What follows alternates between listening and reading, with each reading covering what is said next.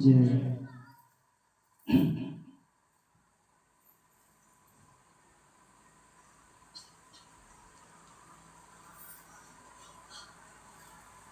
परम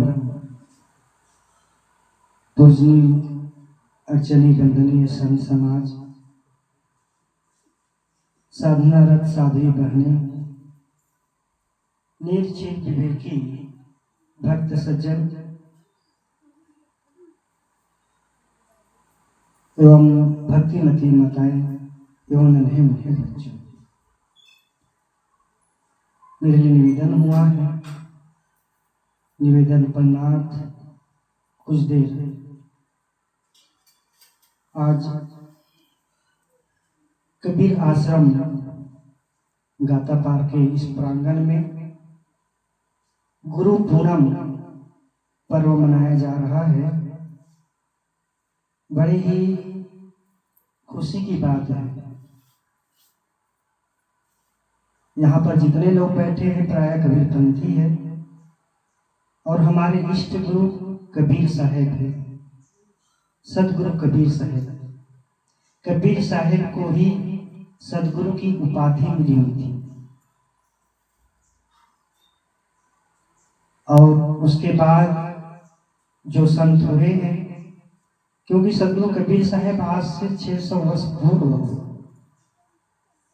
लेकिन उनकी बातों को, उनके ज्ञान को हम तक जो पहुंचाए, हमें प्रदान किए,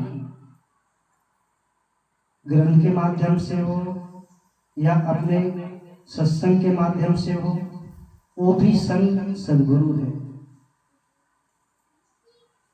खुशी की बात यह है कि श्रद्धेय संत श्री करुणेंद्र साहेब जी, हम दोनों शुरू में जब घर छोड़ करके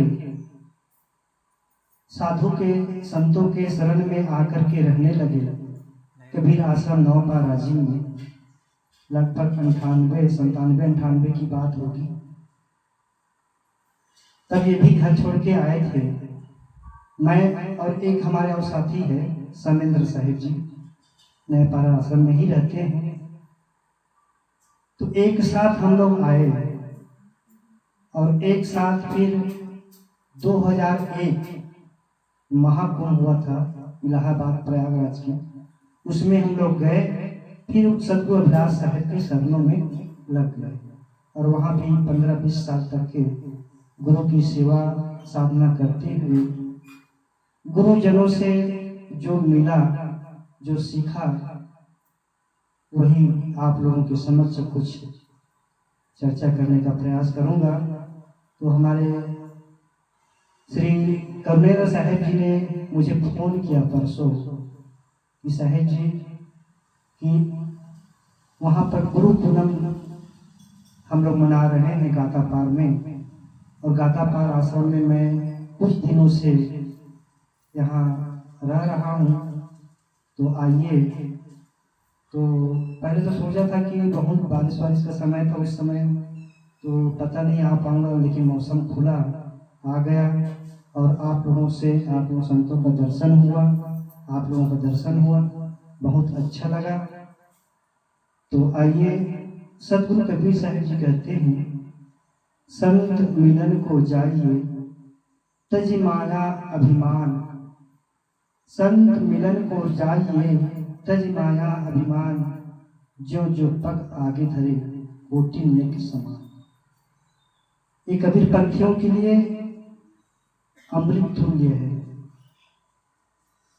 आप सब लोग जानते हैं, हम लोग मूर्ति पूजा में विश्वास नहीं रखते हैं, तो संतों के दर्शन के लिए, सत्संग के लिए यदि एक एक कदम आगे बढ़ाते हैं ना, तो कदम कैसे हो जाता है, कोटि यज्ञ के समान। ये सदगुरु कबीर साहब कहते हैं, कोटि यज्ञ के समान। अपने घर से जितने कदम आप बढ़ाते बढ़ाते यहाँ आए हैं, संतों का दर्शन हुआ, उनके भजन, उनके सत्संग से हम लाभ उठा रहे हैं, इससे बढ़कर कोई यज्ञ नहीं है। ये ज्ञान यज्ञ है, और ज्ञान रूपी यज्ञ में जो निमज्जन करेगा, तो निश्चित है हमारे मन के जो कलमश है, मन के जो दोष है, दुर्गुण है, वो सब दूर हो जाएंगे, निर्मल हो जाएंगे। गोस्वामी तुलसीदास जी भी कहते ना, निर्मल मन जन सो मोहि पावा, मोहि कपट छल छिद्र न भावा। जिसका मन निर्मल हो गया, जिसका हृदय पवित्र हो गया, उसी को मैं प्राप्त होता हूँ। भगवान श्री राम कहते हैं। इसलिए इस सत्संग रूपी गंगा में जो डुबकी लगाएगा, है ना, उसी का तो मन निर्मल होगा। कुंभ मेला, यहाँ पर बैठे कई लोग गए होंगे। लोगों की मान्यता है कि कुंभ मेला त्रिवेणी संगम में डुबकी लगाएंगे तो हमारे जन्मों जन्मों का पाप कट जाएगा। और इतनी भीड़ हुई, हम तो वहाँ 2 महीने से रहे, क्योंकि हमारा गुरु स्थान है और वहाँ सत्संग पंडाल लगा हुआ था, छावनी लगी हुई थी, पहले से ही तैयारी में गए थे। बहुत ठंडी थी उस समय जब हम लोग गए दिसंबर में। तो लोगों को मन में ये भ्रम है कि जिंदगी भर आदमी पाप करते रहते हैं, थोड़ा से यज्ञ कर ले, थोड़ा से तीर्थ में चले जाए, गंगा स्नान कर ले, जमुना स्नान कर ले, बस मुक्ति मांगते हैं। मुक्ति क्या चीज है आदमी के तो यही पता नहीं, मुक्ति क्या है, हम कैसे मुक्ति पाते हैं।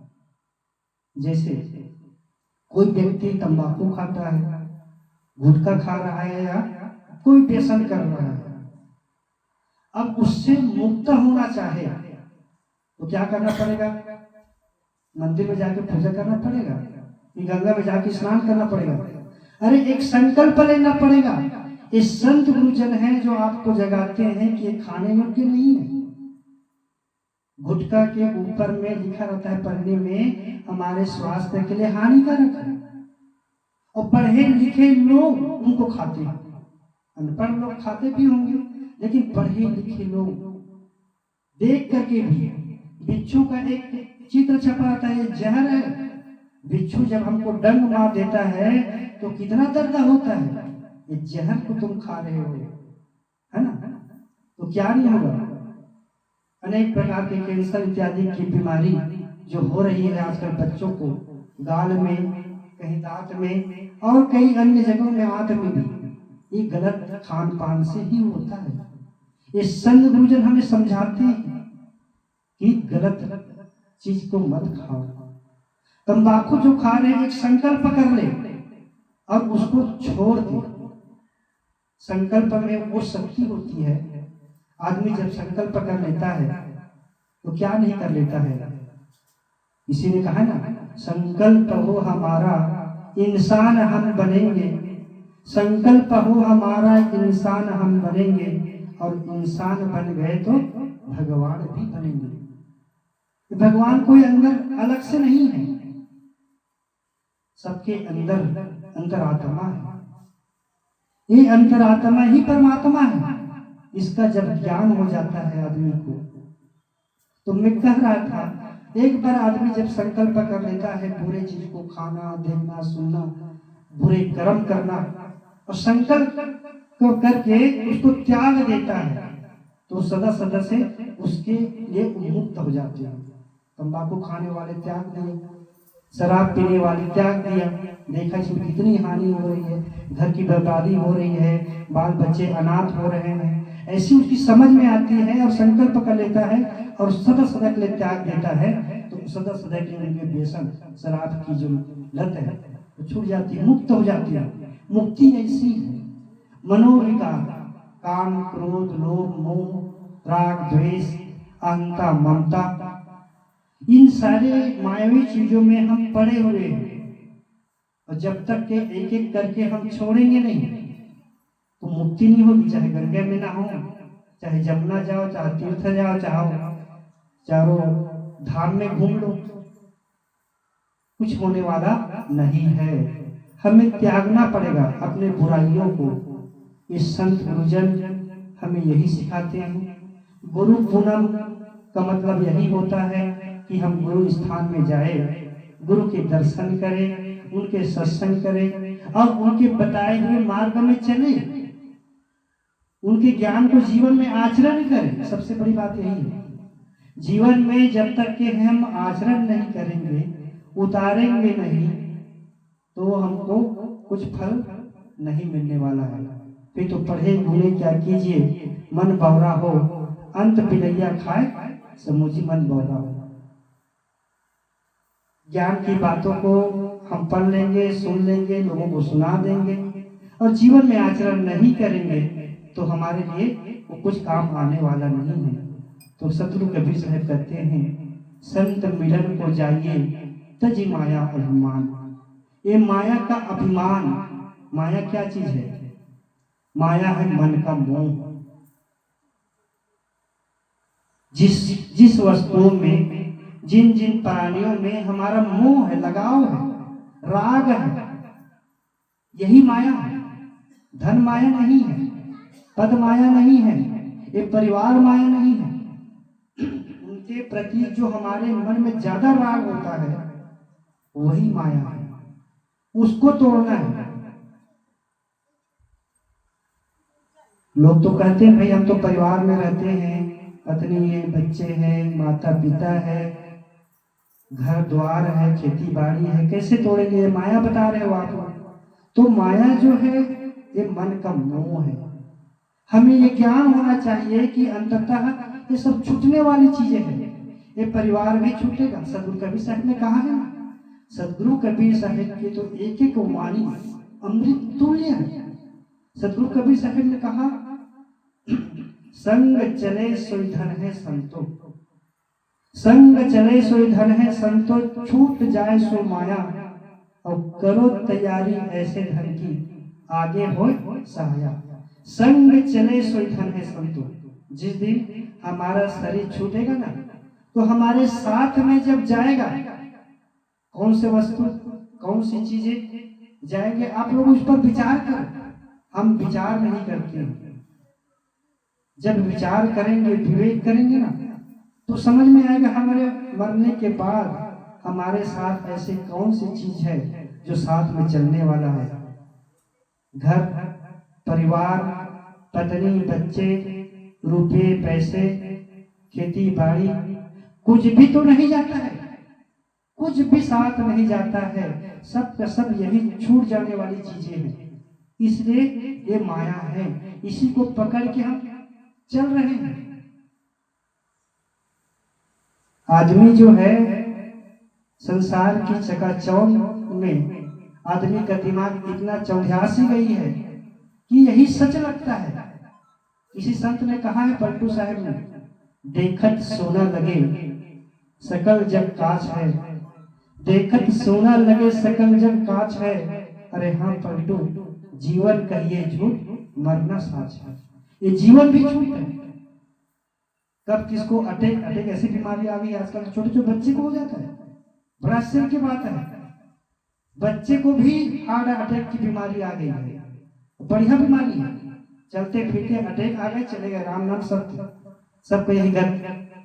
अब बूढ़े होकर के 100 साल जियोगे, खाक में पड़े पड़े, है ना, कोई पानी पिलाने वाला नहीं मिलेगा, कोई सेवा करने वाला नहीं मिलेगा, पच रहे हो, नरक तो है। तो ये संग चले सोई धन है संतो, छूट जाए सो माया। जो हम अच्छे कर्म करते हैं उसके संस्कार, शुभ संस्कार हमारे साथ जाता है, और बुरे कर्म करते हैं उसके भी संस्कार जाते हैं। दोनों का संस्कार हमारे साथ जाते हैं।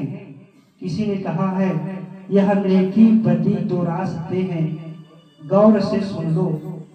यह नेकी बदी दो रास्ते हैं, गौर से सुन लो।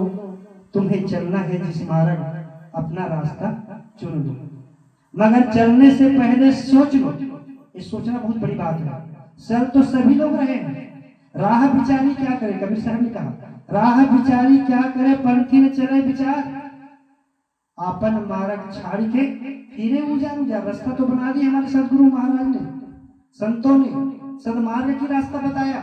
अब उस मार्ग में हम नहीं चलेंगे, कुमार्ग में चलेंगे, खाई खंडर में चलेंगे, तो क्या होगा? हम मंजिल में पहुंच पाएंगे? नहीं पहुंचेंगे। तो ऐसे ही ये जो कवि कहते हैं, चलने से पहले सोच लो अंजाम क्या होगा। भलाई कर भला होगा, बुराई कर बुरा होगा। यदि हमारे अंदर इंसानियत है तो हम इंसान के, प्राणियों के सहयोग करें, सेवा करें, जितना बन सके हम मदद करें।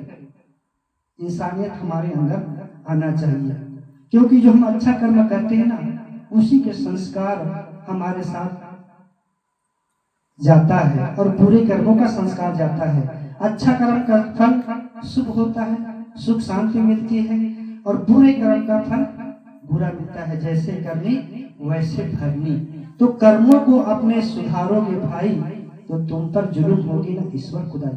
हमारा कर्म उज्जवल है, हमारा जीवन पवित्र है, तो ईश्वर खुदा क्या हमको दंड दे सकते हैं? क्या नहीं दे सकता है।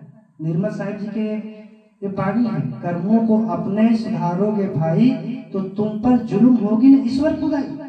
ईश्वर खुदा भी आप पर जुल्म नहीं कर सकता, क्योंकि आपका जीवन पवित्र है। आप सत्य के मार्ग में चल रहे हो, सद्ज्ञान को सुन रहे हो और अपने जीवन में आचरण कर रहे हो। इसलिए जीवन में यदि सुधारना है तो अपने कर्मों को सुधारो। गुरु पूनम है, सभी संत लोग गुरु की महिमा अनंत है। अनंत किया उपकार, लोचन अनंत उघाड़िया, अनंत दिखावन हार। और कबीर साहब और भी कहते, सब धरती कागज करूं लेखन सब बन राय। सब धरती कागज करूं लेखन सब बन राय, और सात समुद्र की मसी गुरु की लिखा न जाए। सब धरती पूरे भूमंडल को मैं कागज बना लूं और लेखनी सब बनाए। संसार के जितने वन वृक्ष पौधे हैं उसके डाली को मैं कलम बना दूं, और सात समुद्र की मसी करूं। सातों समुद्र के मैं स्याही बना करके गुरु के गुण को लिखना आरंभ करूं, फिर भी गुरु के गुण को लिख नहीं सकूंगा।